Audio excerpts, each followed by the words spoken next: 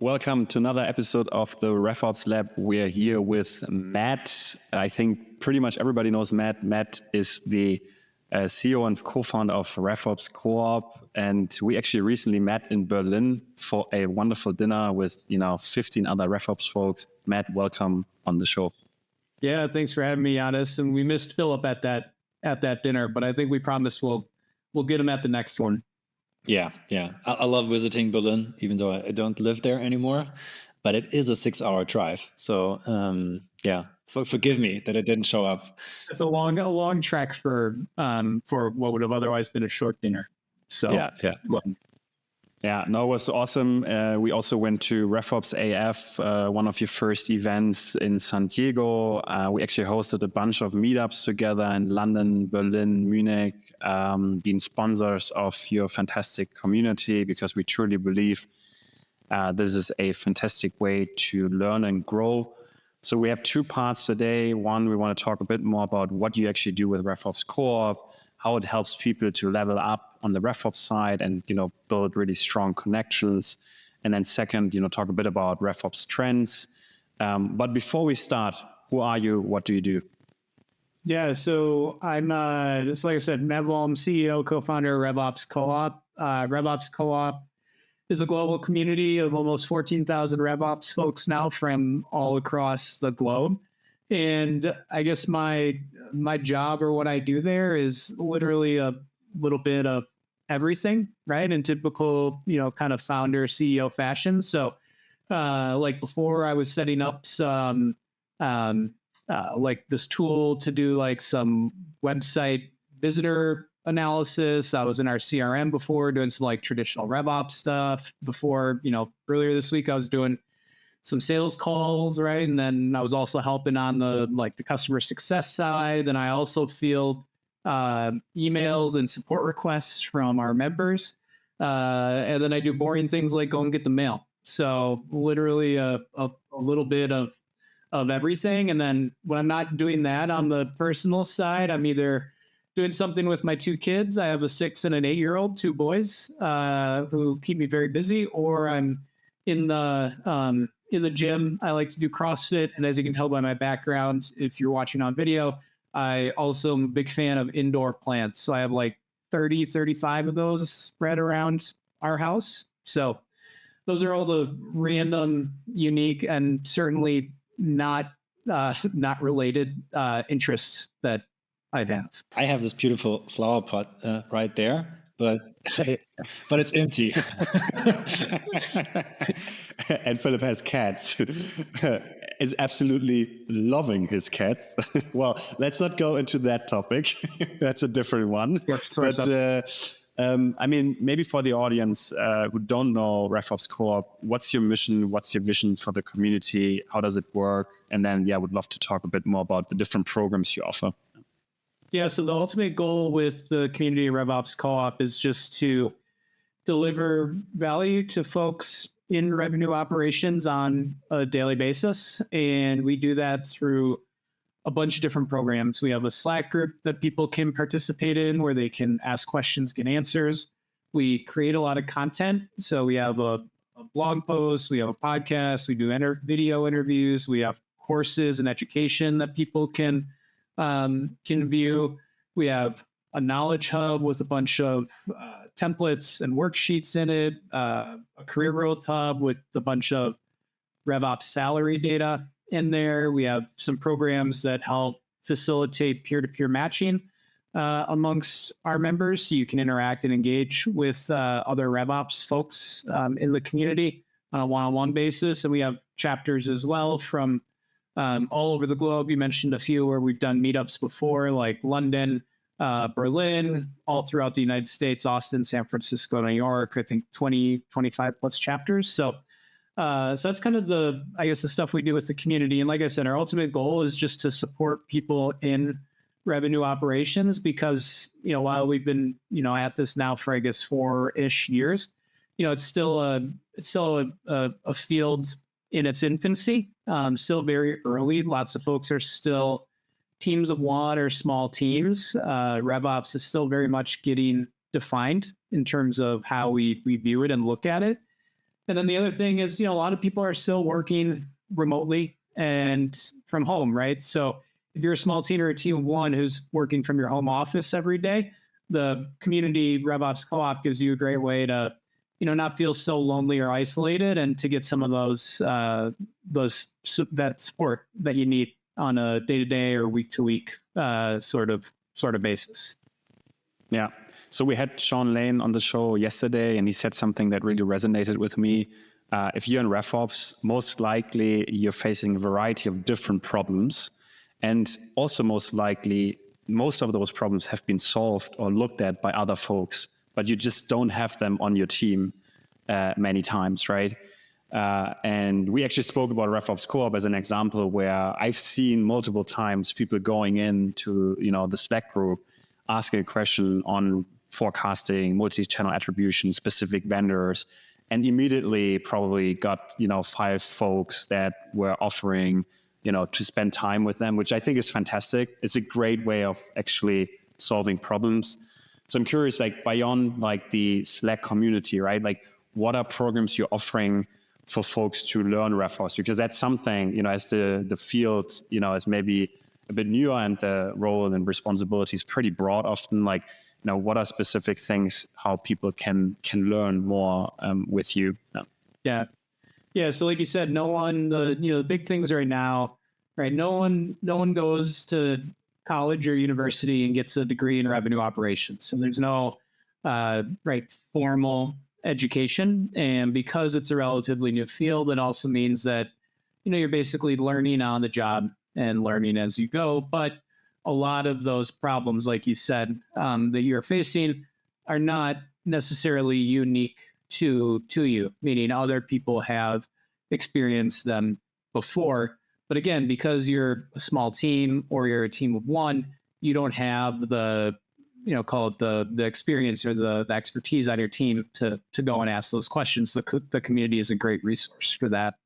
And so in addition to the Slack group where you have access to, all 14,000 people in the community, you can ask those questions. We also offer a variety of education and courses on our website that have been built by other revenue operators, other folks that are in the community.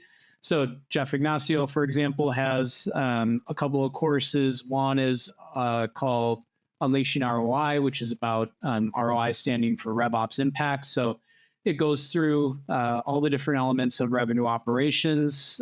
There's recorded lectures, there's worksheet templates available, there's office hours available with Jeff. He also has a Sales Ops Masterclass course that goes deep into basically all things sales operations. And he's in the process of launching this Finance for RevOps course with us as well. So we have courses like that touch on a variety of different elements of the revenue operations role. We have system-specific courses like Natalie Furness has a HubSpot optimization course for revenue operators that we offer through the community. And then we even have analytics and reporting best practices course for B2B revenue operators that's put on by Camilla Thompson. So a bunch of different options that we have in our education and course catalog. And then we also do a lot of digital events that people can attend live, and those also get put up on our website afterwards. But those are all on very specific, typical topics, right? So we're doing one next week that is all around how you can use SQL advanced SQL techniques for machine learning forecasting, right? So that's a very kind of technical topic. We've also done some broader ones on things like how to build the ideal go-to-market tech stack. And so with all these events that we do, we get community experts, folks from the community who are experts in certain topics, hold those panel discussions live so folks can attend, ask questions, and then we put the recording and the write-up up on our website afterwards so that it's available to the rest of the community. So those are some of the things that we're doing to try to foster the education and kind of learning aspect, along with the conference that you mentioned and some of the in-person events. We did RevOps AF here in the US in San Diego, like you mentioned, this past year in May. We're going to be doing the conference again next year. in the United States, and then we're also planning to hold a Europe version of the conference as well. And so again, with that, we're bringing people together in person, doing some breakout room sessions where you can learn in smaller groups with a local speaker who has expertise in certain areas, and then some main stage sessions that you can, again, kind of learn from folks in that group setting. So those are some of the different things we're trying to do to help advance folks where we can, right? And kind of leverage the collective brain power of the RevOps community that's out there. Yeah, what I really like about this, so maybe like as a disclaimer, right? Like before we became a community partner with RevOps Co-op, we actually were just like normal users of the Slack channel specifically. And I mean, it's just, I've been in a few of these Slack communities. I think they did have a little bit of a hype a few years ago. I would say most of them didn't do a really good job at community management, and really want to highlight RevOps Co-op is like really standing out here. Like it's insane the level of quality you get there, right? I've asked several questions there, and it's insane how quickly people will respond to you. There will be a thread where people engage, is very friendly, and nobody's like trying to sell to you. And if you want to jump on a call with them, you know, most of them will very, very, very quickly like give you like a time slot within the next couple of hours or days. So like the quality, the experience is just extremely good. So I think really like if you're not a member right now, then just go there and join right this minute.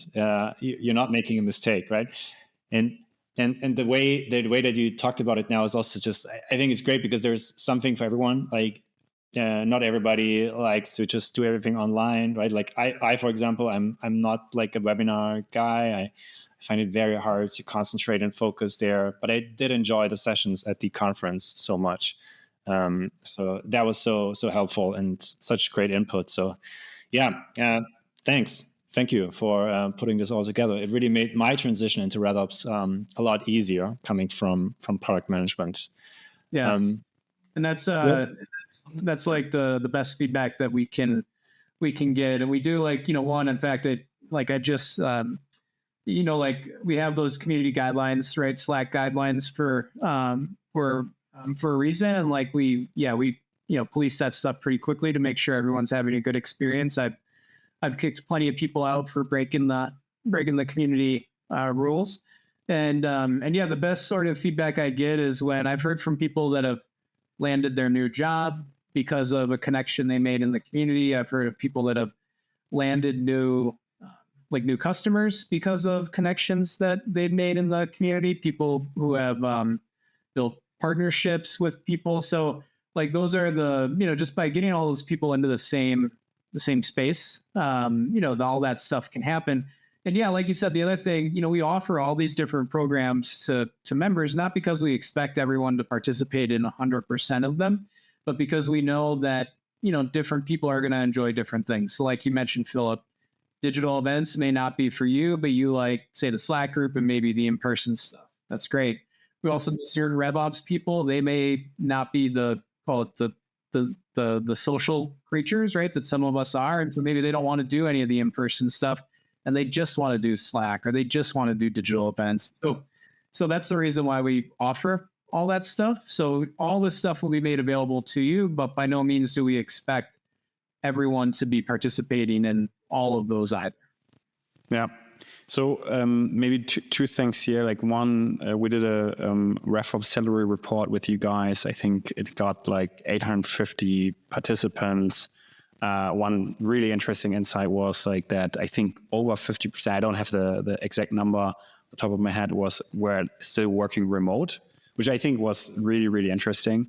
And then secondly, you know, I recently did like a little mini study on, you know, which cities have the most RevOps people. And quite interestingly, or I think also not surprising, New York was leading the charge with 1,275, San Francisco 962, London 585, and LA, Boston, Paris, Seattle, Berlin coming next. I'm super curious, like, right, you're like close to the heart of RevOps and all the trends that are happening. Like, what are some of the trends you're observing throughout the community? Would love to dive into that. Yeah.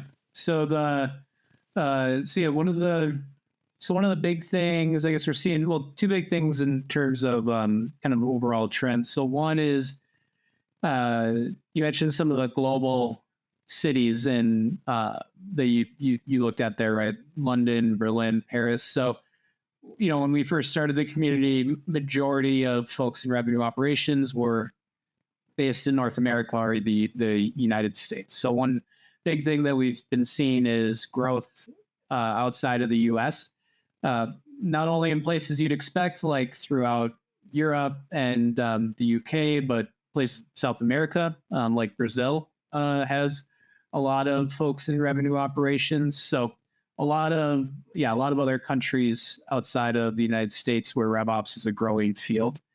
The other thing is a lot of growth outside of software technology. So like a lot of, call it more innovative or, new progressive things, right? The software and technology companies are typically the first ones to adopt things that are new, right? I saw it before I did all this RevOps Co-op stuff. I was at a OKR software company, and we saw the same things. OKRs, was this new like goal setting framework.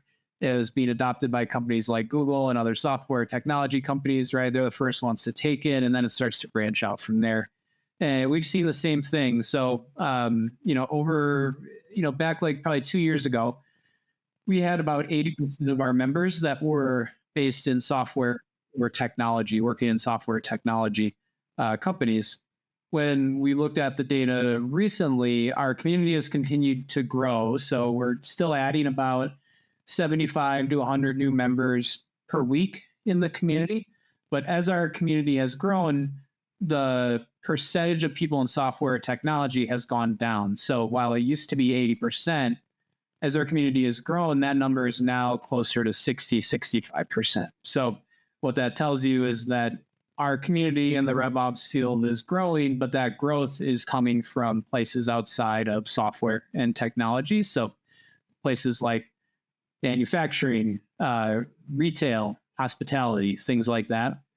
So those are two, kind of big trends I've seen, just like in terms of where people work and then where our members are located. And then the main thing with the role that I've seen evolving or changing is mostly around like the focus area for folks in RevOps. So, traditionally or typically, right, starts with maybe a heavy focus on the sales operations side of the customer life cycle, but have really seen that expand a lot. I'll say on both ends of the sales ops spectrum. So like post sale, a lot more focus on what happens after someone becomes a customer. How do you drive renewals and retention and drive expansion? And then on, call it the front end of that, so the marketing ops side of things as well. So, really just bringing things truly full funnel is another big thing that I've seen.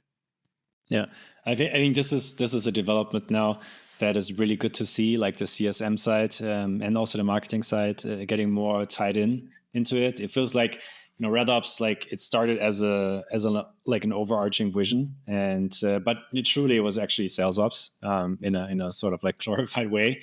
And now that the ball is really starting to roll, and like more and more people really understand the overall concept and buy into it, like with good reason, right? I think you see private equity, for example, really hiring like RevOps people, doing like due diligence with RevOps before they actually do M&A, and also afterwards, after they make an acquisition, really insist on RevOps being there to help with like the efficiency. I mean, I think that says a lot, right? If private equity goes down that path, for me, that is a good quantitative evidence, basically. So yeah, I think it's a really good development to see. One thing I'm curious about is sort of like on the challenges that RevOps is facing. Sort of like what do you see like being the biggest biggest problem areas that really are not solved yet, right? I think like there are some things like, I know, automations in Salesforce, how you set up a CRM, these things, I think those are basically taken care of. But what's sort of like really more or less unsolved in your mind? So one of the big things I think that we're still figuring out is, I'll say the ownership and accountability aspect, and where the RevOps role, I'll say, fits within the org today. And I guess what I mean by that is, I think we're starting to agree now on like functionally what should RevOps do or be, right? In terms of like people, process, technology that spans marketing, sales, customer success, post-sales, right? Making sure those things are aligned and driving revenue as efficiently and effectively as possible. But then, there's all this aspect of like, especially on the people side, right? Like you're coming in with maybe like a CMO and, a CCO and like a VP of sales or like a head of sales, and like, how do you drive how do you have accountability or ownership over the pieces of RevOps that you need while those functions are in place the way they are today? And do you or do you not need a change in that to kind of help you there? So, like some examples, what I mean are like, okay, if you're a RevOps team, who is going to be call it your boss? Like, where do you report? Do you report to, say, the CEO? In which case, they also have all these other things going on, right? They might also have the head of marketing, the head of sales, the head of CS reporting to them. They might have product, engineering, right? They've got all these other kind of competing priorities. And so it's like, okay, if the CEO doesn't make sense, then what's the next thing that makes sense? It's like, well, do you have a COO, chief operating officer? Do you have a CRO? If you have a CRO who's a chief revenue officer, are they really just a glorified VP of sales, or are they truly a CRO who owns marketing, sales, and customer success? And then the other aspect is like, sometimes you see them reporting up through like a department head, right? Marketing, sales, or CS, in which case, even if you call it RevOps, if they report to the head of marketing, they're marketing ops, right? Because they're going to do ultimately what their boss needs them to do.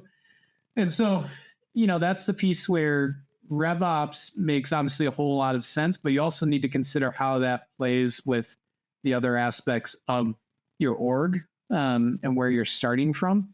Again, because you want to make sure that they do drive, that they have accountability and ownership over the things that they should, and they need to be supported in that way as well. And there's still, I think we're still figuring a lot of stuff out when it comes to that. Yeah, I fully agree. I think there are these two different things. Like one is like, okay, different companies have different go-to-market motions because the business just demands for that. And I think then like also RevOps should be, reporting to different parts of the organization. And then the other part is sort of like the company maturity. So like at a certain time in the stage of the company, it probably makes more sense to be part of the CEO reporting, infrastructure. And then maybe at some point you move over to the CRO. And if you're like more like pre-IPO or post-IPO, maybe like the CFO is a much better choice. I feel like this has not so super clearly, has not been so super clearly defined, but probably there are some patterns that you could actually observe if the sample size was just big enough. But I think we're just not there yet. I think that's also the reality. Yeah, look at, like you said, with the sample size, right? I mean, think of all those things. You're like, well, it'll vary based on, company and stage and size. And, you think about like RevOps being this thing that's been in existence for the last 4 or 5 years, is like you said, we just don't have enough history there to necessarily say like, oh yeah, this is the model that makes the most sense. And then also like nothing's been consistent over that time as well, right? Like just look at how much the market has changed over the last 4 or 5 years. And I think that gets to the point we talked about earlier of why RevOps kind of started with more of this focus on the sales operations side because, 4 years ago, back when interest rates were low and, VC money was flowing freely, right? Like the key to revenue growth was sales, right? It was new logo acquisition. If you could spend $1 to get $1 of revenue, I mean, heck, if you could spend $2 to get $1 of revenue, like most people were fine doing that. But that's obviously a very different climate today. And I think that's also what's pushed RevOps, outside of the core, kind of sales ops piece and why we're seeing more and more attention there. But yeah, I think we just need some more history, years under our belt, and then just a bigger sample size to figure out like truly what makes the most sense. Yeah, two comments here. So one, I really love how you describe the existing structure because I think, yes, one is the potential, theoretical model of where should RevOps report to and, what's the accountability model. But then there's the reality of the org structure. And if you have a CCO and you have a CMO, they're just not going to go away, right? So that's not the option. So, and then I think, again, like the topic of, making sure that you have alignment with your core stakeholder, especially the executive team, to become more strategic is extremely important. And so obviously, the organizational structure you face will have a big impact on that. And if you come in as RevOps and say, well, CMO and CCO, you shouldn't exist, there should be one, right? Probably the alignment will not necessarily increase or improve. So that's one. I think the second point you made on, how has the climate changed, I think is such a good point. And what I always find fascinating is that, back in the days, I think, like actually the customer acquisition costs haven't really improved still, right? For various different reasons, demand shortage, longer sales cycle, a lot more rigor around pricing.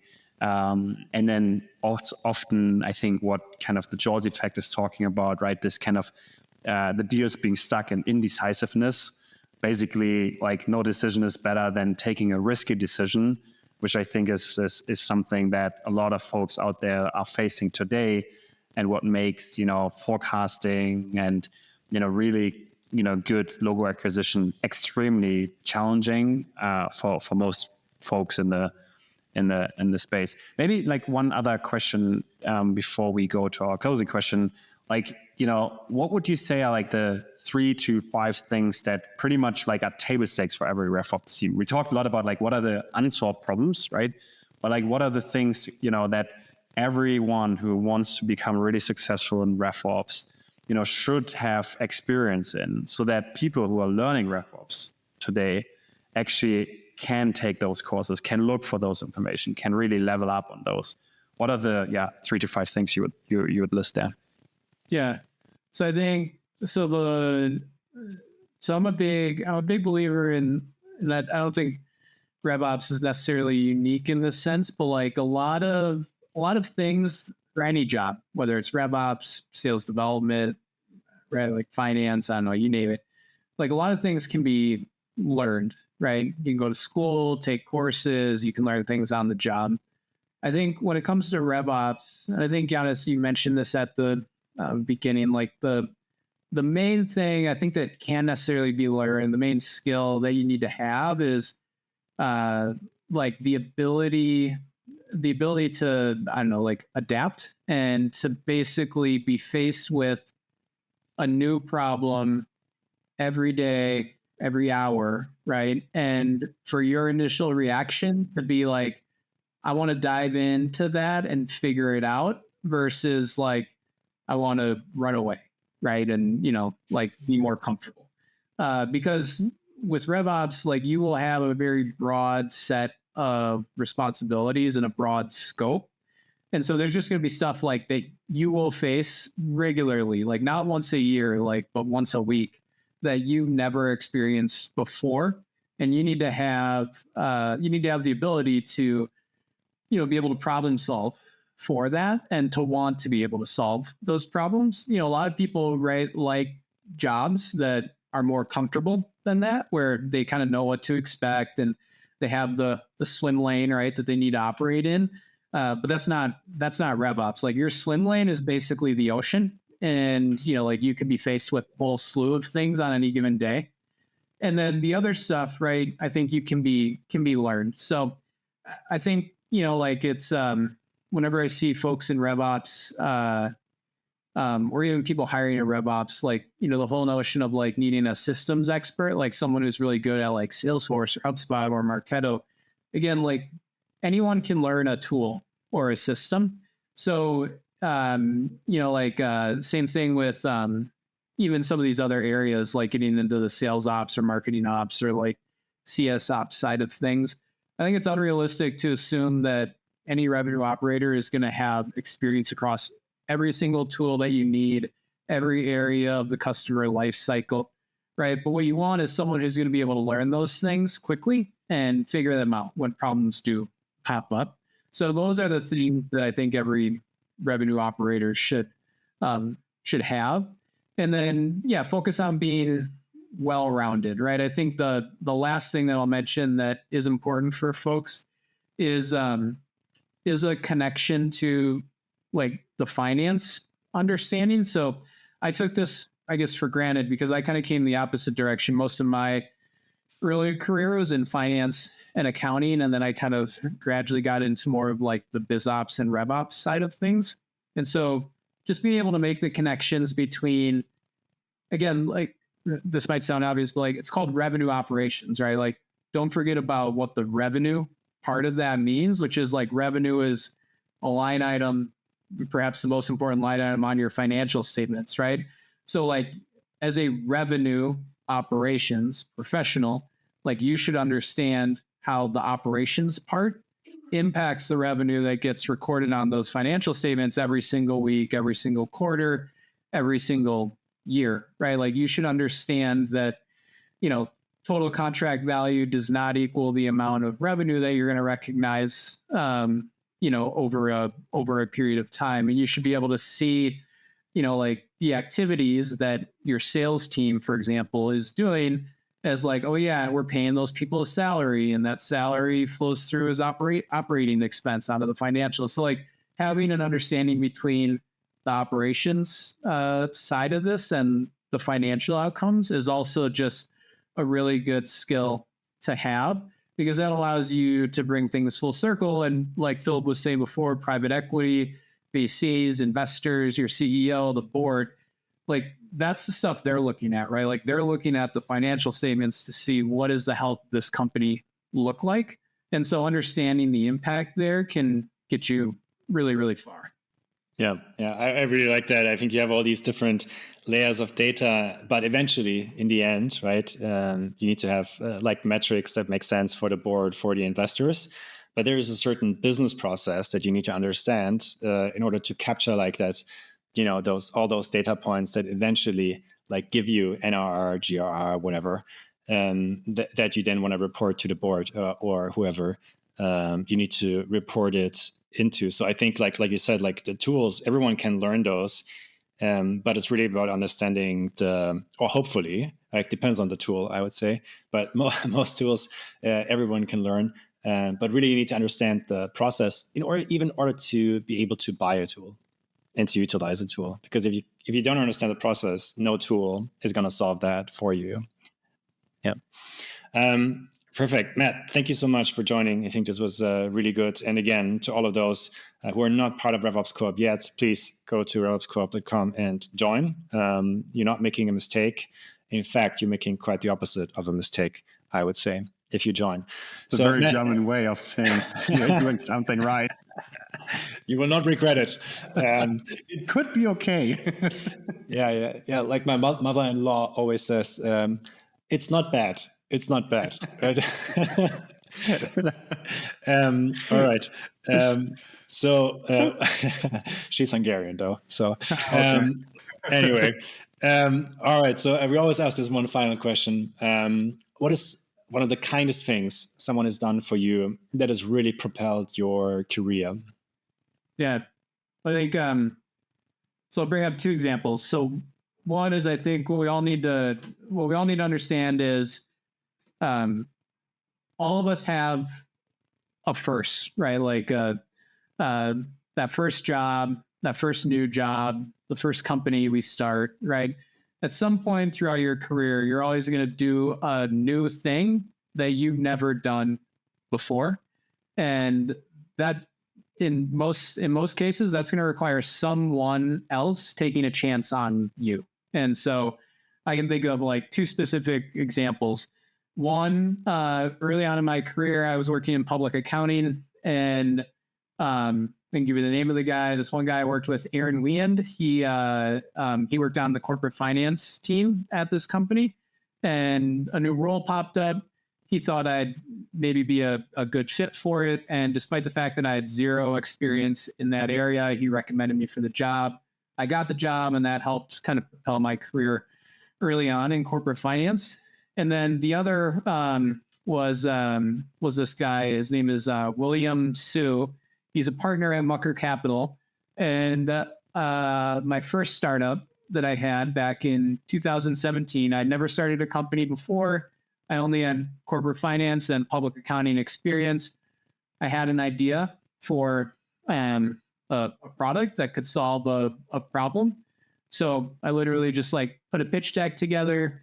I had some people willing to help me out on it, but basically just an idea. And I went around to a bunch of investors who I just cold called and emailed, and everyone basically just dismissed me right away. They were like, "You've never started a company before. You've worked in corporate finance at a big company, and now you're telling me you want to be a founder of a technology startup. Like, why on earth would I place a bet on you?" But Will was the exact opposite. He was like, "Those are all the those are all the things that we like because, we're placing a bet on you and we're doing things differently than everyone else." And so he wrote the first check for that first startup. And he's been a supporter of mine ever since. That first startup didn't work out. I lost all of his money, but he invested in my second startup as well. He's made introductions elsewhere, right? So and I would not be sitting here today with RevOps Co-op if it wasn't for him. So those are two examples of two people that have really helped me a lot. And I would say, like, for me and for all of us, try to be that to somebody else, right? Like, give someone else a chance, like be that person that takes a chance on somebody. Cause I can guarantee you won't regret it. I love that. Thank you so much, Matt. Thank you so much for building this community. It's fantastic. And thanks for joining. Yeah. Thanks guys. I appreciate it. Thank you.